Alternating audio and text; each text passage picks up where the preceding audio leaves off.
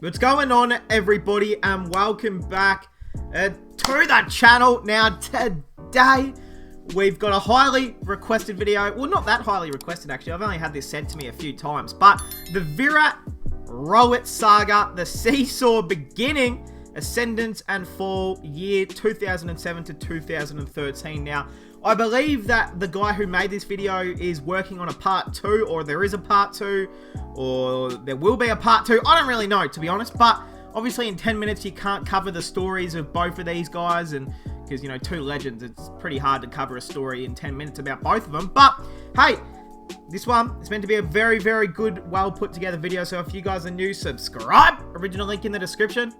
It's check it out. Weird how two people can be so different from each other, yet so intertwined with each other.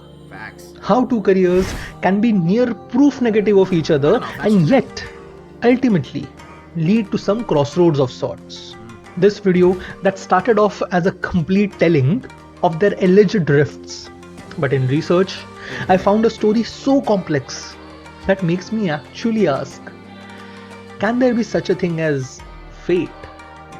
So let's start with this picture of India winning the 2011 World Cup. Did you notice something weird? You have Virat, Dhoni, Ashwin and Raina here. Names that would become the mainstay of the Indian team. Wait, let's have a look. Who else is in that team? Wow. Bro, this team is, was really good. For the next few years to come. All of them except Rohit Sharma. Oh, now, wow. This gets even more weird when you check the 2007 T20 World Cup lineup. Alright, I just want to look who's in it. The hell? Is that Rohit right there? Harjan, Dhoni. Bro, this is one of my favourite Indian kits as well. This... Nice. Rohit Sharma and Dhoni are front and center. Yeah. But none of the other names are to be found. Yeah, that's weird. Weird, ain't it? Yeah, that's weird. Well, the explanation starts about 4 months before this picture was taken. Really? 2007 ODI World Cup ends with India's group stage exit and nearly all of the seniors together forgo playing in the upcoming T20 World Cup. BCCI, in a near panic, starts trying out new players to fill up the spot, one of whom is Rohit Sharma. Yeah, a well-known name in domestic circuits, and he proved the validity of his name on his debut against Ireland. Not only did he get selected for the T20 World Cup, but he was then invited to play in the Commonwealth Bank Series in Australia, where a young Rohit tacked up 235 runs, including a match-winning partnership with Sachin.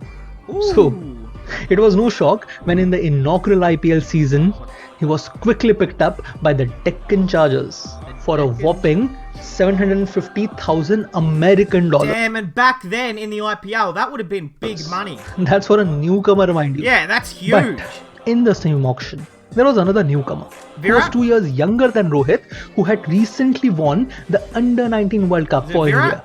And he was bought by Royal Challengers Bangalore for a measly $30,000. A 19-year-old Virat Kohli. Don't feel too bad about that price tag though. Within months of the auction, due to an injured Sehwag and Sachin, that 19-year-old Virat, with just 8 List A matches under his belt, was called into the Indian team, where he posted a half-century in his 4th match. For a youngster, not only was his overall performance laudable, but it at least warranted him continuing till Sehwag and Sachin returns. But as surprisingly as he was selected, he was dropped. Rumors were he had the skills, but the attitude needed work. Yeah, that's right. I remember he was still not taken into the team after scoring 500s in 7 domestic ODIs. The message was loud and clear. Fix your attitude.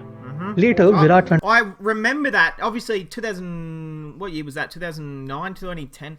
I would have been quite young, but I remember I've watched like a few documentaries on the Indian cricket team before, and I remember they mentioned that quite a lot. And a lot of the older players said, look, he had the skills. We knew how good he was going to be. His attitude towards the team was just not up to par. And now you look at him and he's one of the greatest captains in Indian history. So went on to say, as a youngster coming into the team, thinking that you are part of the group just because they are being nice to you, and then saying anything to them at any point of time was wrong on my part. Facts. You need to know your limitations and you need to learn from them. Well, on the other hand, Rohit, after the initial flying start, with predictions and prophecies of having the right attitude to become the next Sachin Tendulkar, he had begun his pendulum tour. You know, pendulum from this end to that, from a glorious start to an abject failure. Series after series after series, he failed to perform and Hey, just real quick, I mean, an average of 29 with the bat. I don't know if that's an ODI or whatever, but 29 is not a bad average. 29 against in an Asian Cup, I mean, that's decent. But was he opening back then, or was he at number 5? I can't really remember how Rohit started his career as a batsman. 5 average, that's, yeah, not great. 25, 19, Finally, he was replaced by Suresh Raina and put on reserve.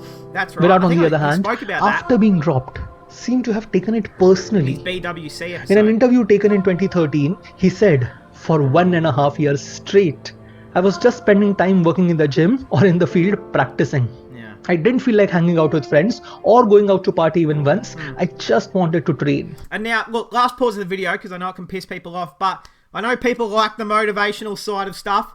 Inspirational. If you can either do 2 things when you fall, never think of it as a fail. Always think, like, whether it's cricket, it's work, it's a job, a dream, whatever it be, you know, you can either get sad about it and just dig yourself into an even deeper hole that gets you further away from your dream, or you can say, F everyone else, stuff you all, I'm going to prove every single person wrong, and I'm going to train twice as harder, whether it's cricket or whatever you want to work harder towards. In school, you know, if someone's outdoing you in work, that's something you think they're going to get a higher grade than you, and everyone thinks you're dumb or something, work twice as hard. I mean, it goes for everything in life. And just because you fail, you don't think Virat failed? He would have failed hundreds of times in his life. Everyone has to fail in life to get closer to your goal. If you go life without failing, you're never going to get to your goal. You're going to go into life without knowing what it's like to get back, to go down and get back up. And it showed. He went ham on domestic circuits. He was given a chance to play in the Indian board President's 11 versus Australia in a practice match, where Virat, against a bowling lineup of Brett Lee, Stuart Clarke, Mitchell Johnson, Peter Sittl and Jason Kreza, made a century. The Australians were so impressed or irritated by this that they asked the BCCI to send him to the 2009 Emerging Players Tournament to be held in Australia, where Virat scored 398 runs. So let's be honest, he can credit Australia for his success, for asking him to be sent there. At an average of 66.33. Kohli would later go on to say that this tournament was the turning point of his career. And turning point it was. Because soon he was called into the team as a reserve player, replacing, Rohit Sharma. Damn! Till this point, wherein Rohit seemed to have wasted his chances, Virat, on each and every chance he got to play, proved his mettle. From an unbeaten 79 in a single ODI against West Indies to a half century against Sri Lanka. Not bad. Finally, a century in a 224-run partnership along with Gautam Gambhir. Nice. In this match, the man of the match was awarded to Gambhir, who refused to take it and asked it to be given to Virat Kohli instead. Hey, shout out to Gambhir. We know how bad he is with predictions, but he did that. That was good. And still, in spite of all of that, his position was not secure. Raina was in close contention for that number 4 spot. And Rohit Sharma had made a statement by scoring triple century in a Ranji Trophy match. So, all 3 of them were selected for the 2009 Tri-Nations tournament. Unofficially, this was to be the tournament where the number 4 position would be finalized. And Virat Kohli destroyed his competition. He finished as the leading scorer with 275 runs with an average of 91.66. Yes, 91.66. The newspaper that day said that Virat Kohli had initially threatened to go the Rohit Sharma way, but his innings in Mirpur today has signalled his journey to maturity. The victor had been decided and awarded. In the upcoming Zimbabwe tour, in the absence of Dhoni and all other seniors, the vice captaincy was given to Kohli. Well, he was given vice captaincy that early. Suresh Raina was appointed captain. Wow. I mean, that's in 2010. That's putting a lot of pressure on young players quite early to step up. But I mean, with all the seniors who were being rested, I mean, they probably didn't have anyone else, but shit. What was Rohit doing, you ask? Yeah, where After was he? having a mostly lackluster Tri-Nation tour, it was under the vice captaincy of Kohli that Rohit scored his first ODI 100. And the second one right after that. Even Raina had found his form by the end of this tour, if nothing else.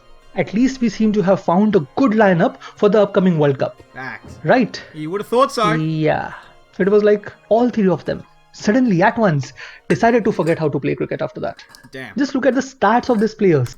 Just look at the stats of these players. Alright, Sureshi boy. Yeah, it's not great. Virat. Hey, did well against New Zealand. Did well against South Africa.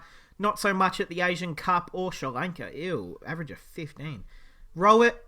Hey, that's not bad from Rohit Sharma. I mean, he scored 44 in one game against New Zealand. Averaged 5 against Sri Lanka. That's not great. Asia Cup, average of 33. That's okay.